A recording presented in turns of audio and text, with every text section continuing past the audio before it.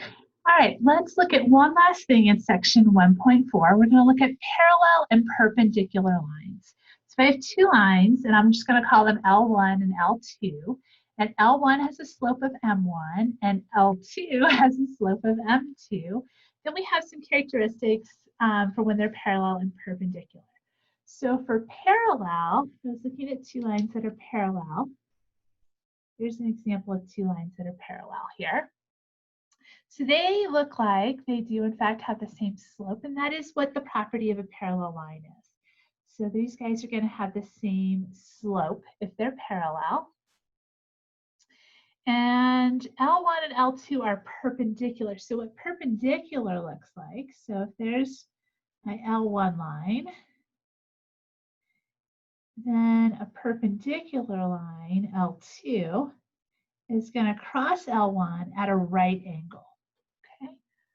So if L1 has a positive slope, then L2 is going to have a negative slope, okay, in order for it to cross like that. We can actually refine that a little bit better. So if L1 has a slope of M1, we can find M2 by taking what's called the negative reciprocal. Okay, so in other words, you put -1 over the slope of the first line. Some people call this, and I really like this, they call it the flopposite. Okay, so in other words, you're going to take your M1 slope and flip it over. So if it was a fraction, you'd flip it over. If it's not, then you do 1 over that number. And then you're going to change the sign. So that's that opposite part of that. So flop it over and give it the opposite sign. All right, so we're going to find the equation of a line for each situation below. So we're going to try this out. So if I need a line that's parallel to y equals 8 plus 3x, the first thing I want to do here is identify my slope, my original slope. So the slope is always the number that's attached to the x. So my original slope is 3. And in a parallel line, my new slope is going to be exactly the same. So M2 is also equal to 3. And then I just need an equation of a line that'll meet this criteria. So how about just y is equal to 3x? So picture-wise, what that means is that I am going to use the origin for my y-intercept, so really boring. And then if my slope is still 3, I'm going to go up 1, 2, 3, and over 1. Okay, and if I connect that, those 2 points there, let's see, and draw this line. Okay, those do in fact look fairly parallel with a little bit of error since I'm using a ruler, but that does give me a parallel line. It would also work if I did a slope of 3 and I started up here. Okay, so it doesn't really matter what your y-intercept is if you're not given a specific point. All I need is a parallel line, and let's just put it to the origin. That seems to be about the easiest way. So y equals 3x will work there. And now we want a line perpendicular as well to that. So again, I always start by identifying my original slope. So that's the 3 attached to the x. So my new slope is going to be the flopposite. So I'm going to do -1 over that original one. So my new slope is -1/3. And since I don't have any other information than that, I'm going to do y is equal to -1/3 x. So again, I'm just going to go through the origin. So here is the origin that I'm going to use. And then a slope of -1/3 would be down 1 over 3, down 1 over 3. Okay, so that gives me enough dots to be able to connect those. And let's see if that looks like it meets at a right angle with the red line. And it sure does look like that's what it does. And it should also be perpendicular to all of these as well, right? Since those are all parallel to the first one. So there we go. So that's picture-wise what we're looking at. All right, so I have my parallel and my perpendicular. Go ahead and pause the video and try these two. See if you can get a parallel for this one and a perpendicular for this one.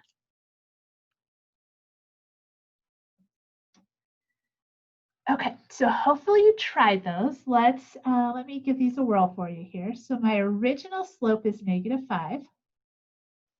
And I want a parallel slope here. So that means I'm just going to use the same number, so -5.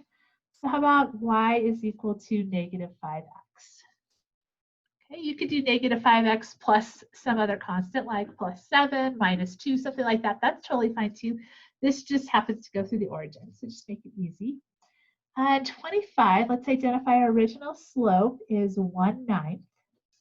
So now I need a perpendicular one. So I want to do m2 is going to be -1 over 1/9. Oh dear. Or if I take that 1/9 and just flip it over, that gives me a 9. And then I just need to change the sign. So there we go. So I get a -9. That's my new slope. And so my function is y is equal to -9x. Works just fine there. Right, so that will give you a generic parallel or a generic perpendicular. Now let's try it where we're going to find a line parallel and we're going to have a specific point we want it to go through. So I have y is equal to 20 minus 4x, and we're going to go through the point 3, 12. So my original slope, where I always start, is -4. So that means my new slope, I'm doing parallel, so parallel means it's the exact same slope, is -4. So now I have a slope at a point, so I'm going to use point slope form. That gives me y minus 12 is equal to -4 times x minus 3. Okay. Okay, and I would actually like to look at the picture of this. So here is the original line. That's the 20 minus the 4x. And here's that point 3, 12. So I'm looking for a line that's parallel to this that goes through this point here. So if I do some algebra and distribute this and kind of rearrange terms, what I get is y is equal to -4x plus 24. So unfortunately, 24 isn't on here. We can kind of guesstimate where that's going to be. So 21, 22, 23, 24. So my slope is -4. So if I go down 4 and over 1, down 4 and over 1, down 4 and over 1. Okay, so it's going to put me right through that 312. Let's connect those. Make sure we're convinced this looks good. All right, so there is my parallel line. That looks pretty good to me. That is number 26. That looks pretty reasonable. And then number 27, we're going to do the perpendicular to this. Still going through the same point though. So my M1, my original slope is -4. And now I need a perpendicular slope. So I'm going to do this -1 over the M1. So I get a -1 over a -4, which gives me a +1/4. Okay. So let's back up. My point slope form gives me y minus 12 is equal to -4. Oops, sorry, +1/4. So you're paying close attention there. X minus 3. Okay, so I gotta use that new one. All right, so let's take a look at that with the picture. Okay, so I went ahead and simplified this out, and I got y is equal to 1/4 x minus 11.25, and I'm going to go ahead and plot that.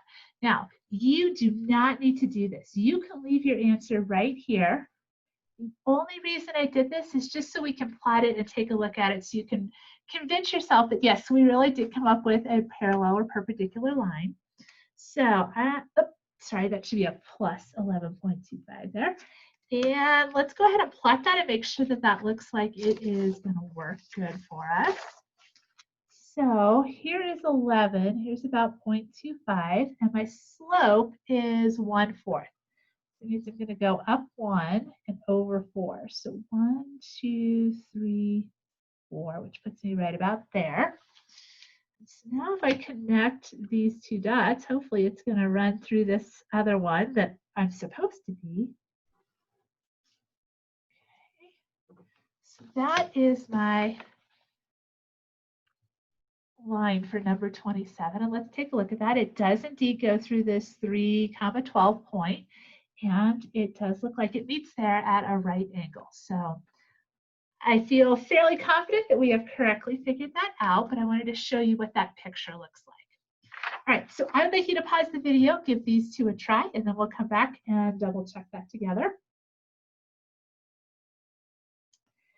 All right, so let's identify the slope here. So our slope is the number attached to the x, so it's 5. And we're using the same slope on both, or the same equation on both of these, so we'll have the same initial slope. All right, so this one wants a parallel. So parallel means the slope stays the same. And this one is perpendicular, so we're going to do the opposite. So I'll do the -1 over the original slope. So I have my new slopes and my point. So I get y minus 10 is equal to 5 times x minus 2. And on this one, I get y minus 10 is equal to -1/5, and then in parentheses, x minus 2. All right, so hopefully that gives you a good idea of how to handle those parallel and perpendicular lines. Always start by identifying that original slope and then determining what your new slope is going to be based on whether it's parallel or perpendicular.